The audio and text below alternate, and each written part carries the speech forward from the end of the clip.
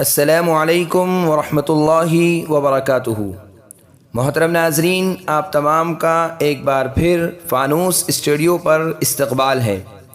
آج کی ہماری ویڈیو عبدالقادر نام کے متعلق ہے۔ عبدالقادر نام کا مطلب جاننے کے لیے ویڈیو کو آخر تک ضرور دیکھیے۔ نام عبدالقادر، جنس مذکر، زبان عربی، مطلب قادر مطلق۔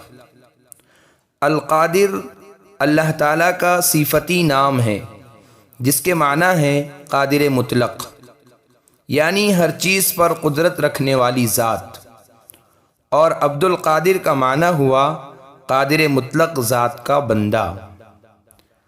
عبد ہٹا کر صرف قادر نام رکھنا درست نہیں ہے، عبد لگانا ضروری ہے، لہٰذا عبدالقادر نام رکھنا شرعاً درست ہے بلکہ اچھا ہے۔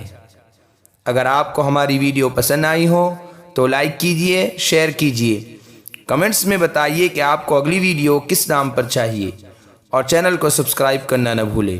جزاکم اللہ خیر و احسن الجزاء۔